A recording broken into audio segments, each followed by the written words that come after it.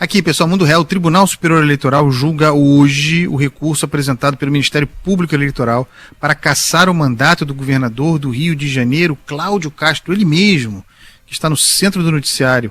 O processo foi incluído na pauta de julgamentos na última quarta-feira, um dia após a mega operação que deixou mais de 100 mortos no Rio de Janeiro. Fernanda Caldas está aqui conosco, se eu não me engano, um julgamento marcado para começar às 19 horas, 7 horas da noite. Fernanda Caldas, boa tarde.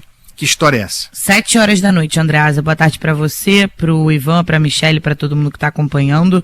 A Procuradoria Eleitoral está pretendendo reverter aquela decisão do Tribunal Regional Eleitoral do Rio, que no ano passado absolveu o Castro e também outros acusados nesse processo que trata de supostas contratações irregulares na CEPERJ e também na UERJ, que é a Universidade Estadual aqui do Rio de Janeiro, durante a campanha eleitoral do Castro lá em 2022. Segundo o vice-procurador-geral eleitoral, o Alexandre Espinosa, o Castro obteve vantagem eleitoral naquela época na contratação de servidores temporários, isso sem o amparo legal e com a descentralização de recursos para entidades que eram desvinculadas da administração pública, além de outras irregularidades. Então ele teria feito a contratação segundo a denúncia de funcionários fantasmas para a CEPERJ e para a UERJ, e aí por isso, hoje, esse julgamento deve ser retomado por volta das 7 horas da noite. Mas, como a Andresa falou, o pedido de inclusão desse julgamento na pauta aconteceu na semana passada,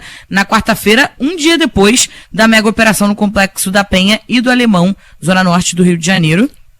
O caso da CEPERJ, Fernanda, esse caso, pessoal, quem não conhece, quem não está familiarizado, ele é um caso gravíssimo. A acusação é seríssima e não é uma acusação feita ao vento, certo?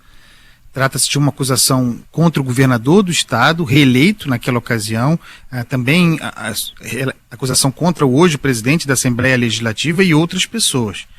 Uma acusação, sejamos bastante francos, de uso de dinheiro público para financiar a tentativa de reeleição, afinal, bem sucedida. Essa é a acusação. Contratação de funcionários fantasmas, quase 20 mil funcionários fantasmas contratados sem o processo que a Constituição exige, sem o processo seletivo que se imporia em matéria de república, isso tendo acontecido dessa maneira, portanto, seria a constituição de cabos eleitorais, mas, sobretudo, a existência desse dinheiro que esses funcionários fantasmas, segundo a acusação, tiravam na boca do caixa.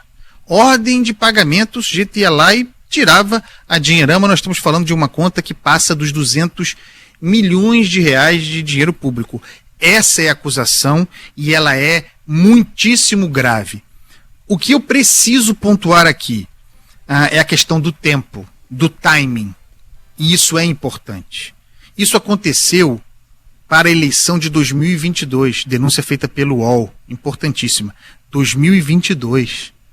O Tribunal Regional Eleitoral só foi tratar do assunto, só foi julgar o assunto em maio de 2024, em maio do ano passado, quando se formou essa maioria pela absolvição contra a cassação de 4-3.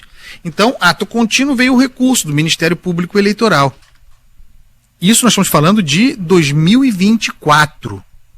Todo esse tempo passou, relatora ministra Isabel Galotti liberou o processo para julgamento somente em junho de 2025. Junho, agora.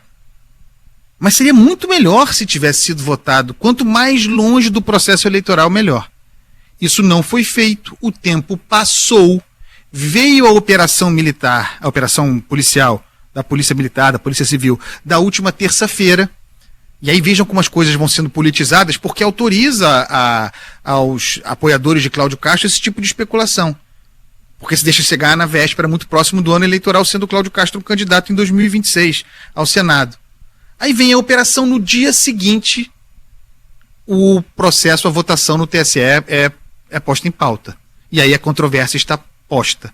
Um julgamento muito importante sobre uma acusação muito grave mereceria um cenário, um tempo de despolitização para o seu enfrentamento, um tempo em que não houvesse suspeitas, se não aquelas sendo investigadas, e não é o que nós temos. Então é um conjunto ruim para o enfrentamento de um julgamento tão importante.